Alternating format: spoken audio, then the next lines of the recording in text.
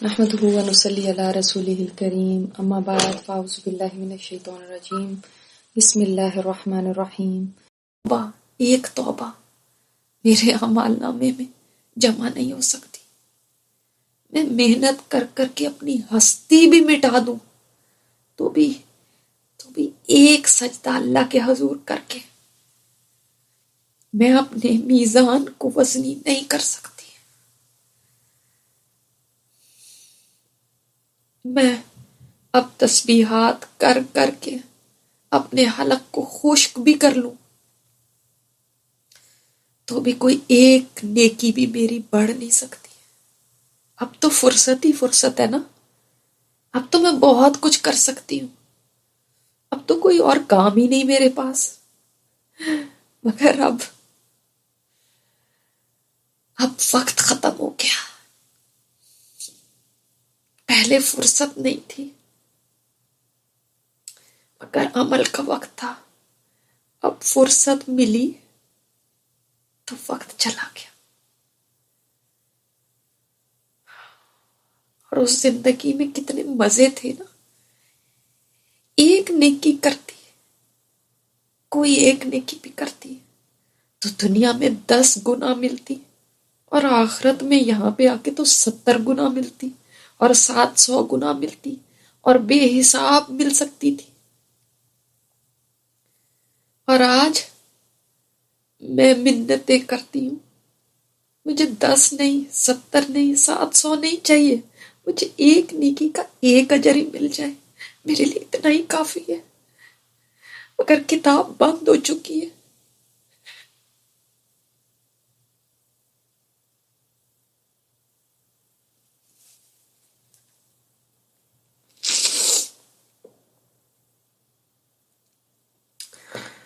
عمل کا دروازہ ہمیشہ کے لیے بند ہو گیا، کبھی نہ کھلنے کے لیے۔ یوں لگتا ہے کہ میں دروازے کے دوسری پار چلی گئی ہوں اور اس پار آ کے اب واپس نہیں جا سکتی، اور عمل، اس کے مواقع پیچھے رہ گئے، دروازہ بند ہو چکا ہے، اب یہ میری پہنچ میں نہیں رہے۔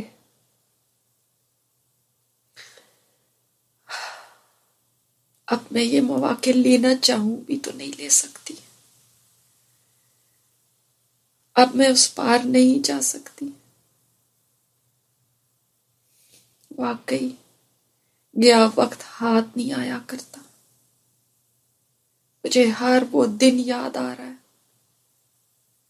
جو میں بے پرواہی سے گزار دیا کرتی تھی۔ کتنے ہی گھنٹے ٹی وی کے آگے بیٹھی رہتی تھی، کتنے ہی لمحات ایسے تھے گپ شپ میں گزار دیتی تھی، کتنے ہی منٹ تھے فونوں پہ لمبی لمبی باتیں کر کے بتا دیتی تھی۔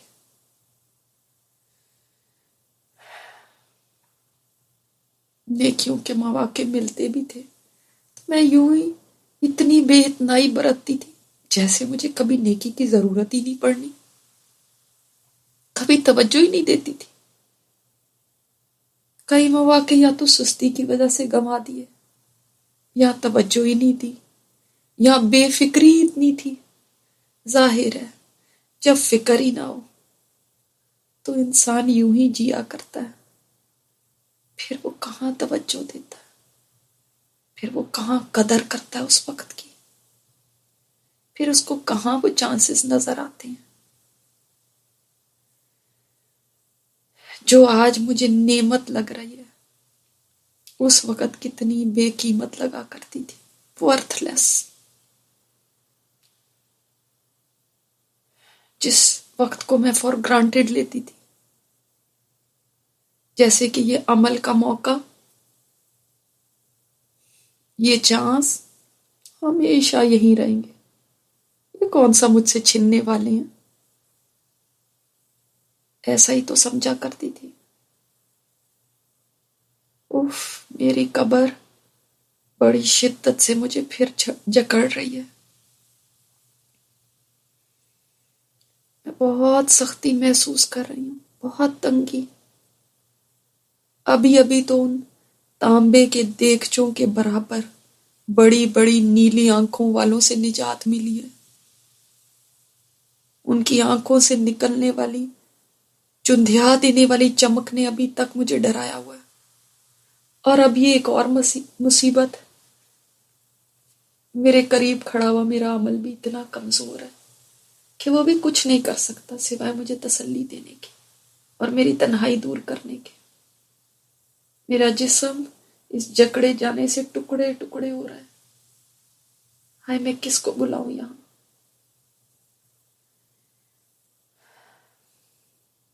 میری قبر پھر کھلی ہو رہی ہے اور پھر زور سے مجھے جھٹکا دے رہی ہے۔ یہ کیا ہو رہا ہے میرے ساتھ؟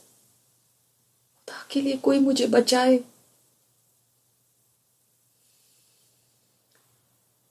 کچھ لمحے ایسے ہی گزر گئے ہیں، اب کچھ بہتری آ رہی ہے۔ لگتا ہے میرے مختلف گناہوں کی سزا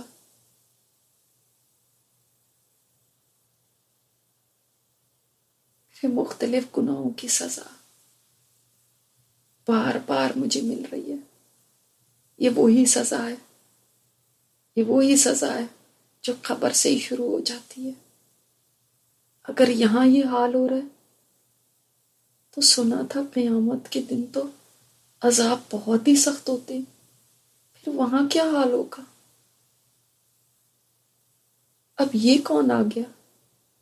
اس کے ہاتھ میں تو گویا کوئی ہتھوڑا ہے۔ یہ بھی میری طرف انتہائی غصے سے بڑھ رہا ہے۔ نہیں نہیں، مجھے معاف کر دو، مجھے معاف کر دو۔ لیکن اس کو تو لگتا ہے کچھ سن ہی نہیں رہا، جیسے یہ بہرا ہے، گونگا ہے۔ کیا میری بات سمجھ نہیں رہے ہو؟ یہ میرے سر کی طرف کیوں آ رہا ہے؟ ہائے اللہ، اس نے آپ کو لوہے کا وزنی ہتھوڑا اٹھایا ہے اور ہوا میں بلند کیا۔ نہیں نہیں، میری چیخ نکل گئی ہے، میں نے آنکھیں بند کر لی ہیں، مگر کچھ بھی نہیں ہو رہا۔ یہ کیا؟ میں نے آہستہ آہستہ دیکھنے کی کوشش کی۔ کوئی درمیانے سے لباس میں کمزور سا شخص کھڑا ہے اور اس کی شکل بتا رہی ہے کہ وہ نماز ہے۔ اس کو دیکھ کر ہی کوئی پہچان سکتا ہے کہ یہ نماز کی شکل میں کھڑی ہو گئی ہے۔ اس نے اس خوفناک شکل والے کو روک دیا۔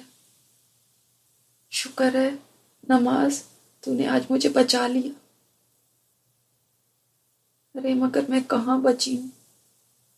وہ ہتھوڑے والا آدمی دائیں طرف سے میری طرف آ رہا ہے۔